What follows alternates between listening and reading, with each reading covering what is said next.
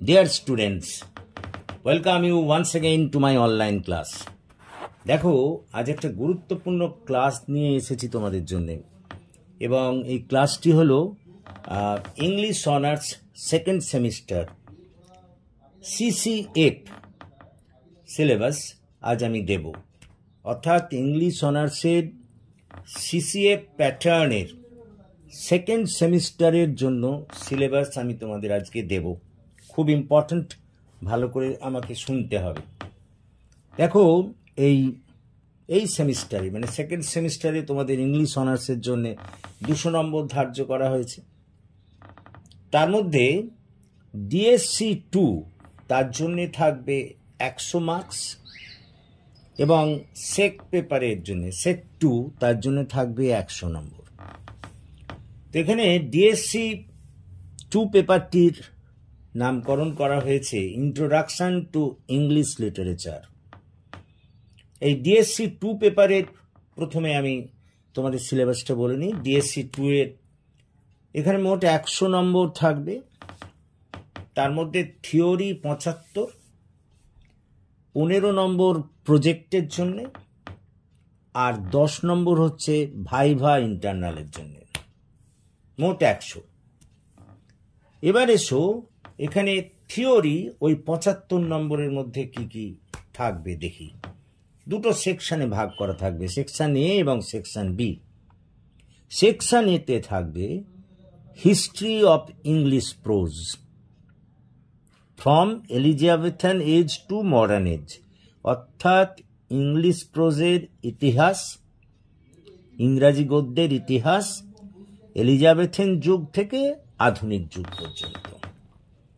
এই অংশটি থেকে মানে এই সেকশন A থেকে 20 নম্বর ধার্য করা হয়েছে, যার মধ্যে একটি বড় 15 নম্বরের প্রশ্নের উত্তর দিতে হবে এবং একটি ছোট প্রশ্ন 5 নম্বরের উত্তর দিতে হবে। বেশ ক্লিয়ার হলো? তাহলে সেকশন এর জন্য 20 নম্বর ধার্য করা হয়েছে, যার মধ্যে একটা বড় প্রশ্ন 15 নম্বরের তোমাকে উত্তর দিতে হবে এবং একটা ছোট প্রশ্ন 5 নম্বরের উত্তর দিতে হবে। প্রথমেই বড় প্রশ্নটার কথা বলি। 3টি বড় প্রশ্ন দেওয়া হবে তোমাকে, কোশ্চেনে 3টে বড় প্রশ্ন দেওয়া হবে, তার মধ্যে থেকে একটি বড় প্রশ্ন উত্তর করতে হবে এবং ওই একটি বড় প্রশ্নের জন্য মার্কস ধার্য করা হয়েছে। ওই যে বললাম 15 × 1, তার মানে 15 নম্বর। তাহলে কথাটা বুঝতে পারলে? তোমাকে 3টে বড় প্রশ্ন দেওয়া হবে, তার থেকে তোমাকে বেছে নিতে হবে একটি বড় প্রশ্ন, একটি বড় প্রশ্ন উত্তর করতে হবে এবং তার জন্য ধার্য নম্বর হলো 15। এরপর এই সেকশনেরই ছোট প্রশ্নের কথায় আসি, মানে এই সেকশনেরই ছোট প্রশ্নের কথায় এখান থেকেও তোমাকে 3টে ছোট প্রশ্ন দেওয়া হবে এবং তার মধ্যে তোমাকে একটি ছোট প্রশ্নের উত্তর করতে হবে এবং একটি ছোট প্রশ্নের জন্য মার্কস ধার্য করা হয়েছে 5। ক্লিয়ার? তার মানে এ সেকশন থেকে একটা বড় প্রশ্ন 15 নম্বরের করতে হবে এবং একটা ছোট প্রশ্ন 5 নম্বরের করতে হবে। তাহলে এ সেকশন থেকে বড় প্রশ্ন হলো 15 নম্বরের, আর এ সেকশন থেকে একটা ছোট প্রশ্ন করতে হবে 5 নম্বর। তাহলে এই সেকশন থেকে মোট মার্কস হলো কত? 20 নম্বর। এবার সেকশন B এর কথায় আসি। সেকশন B এর কথায় আসি। হ্যাঁ, DSC 2 এরই দুটো সেকশন বললাম না এতক্ষণ, এই সেকশনের নম্বর ডিভিশন বললাম। এবার B সেকশনের নম্বর ডিভিশনের কথায় বলি। এখানে 5টি ভিন্ন ভিন্ন ধরনের গদ্য রচনা আছে। এই B সেকশনে 5টা গদ্য রচনা আছে।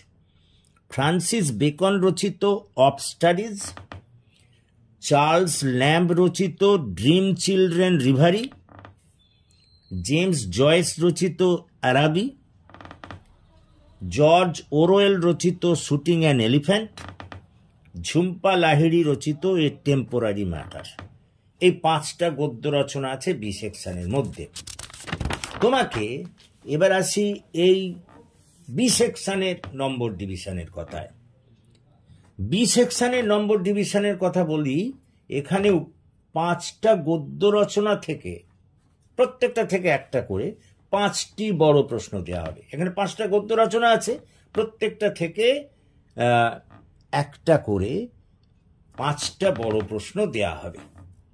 এই 5টি বড় প্রশ্নের মধ্যে থেকে 3টি বড় প্রশ্নের উত্তর করতে হবে। তোমাকে প্রত্যেকটা গদ্য থেকে একটা করে প্রশ্ন দেবে, 5টা গদ্য আছে, 5টা প্রশ্ন পাবে, কিন্তু তোমাকে উত্তর করতে হবে এই 5টার মধ্যে থেকে 3টে।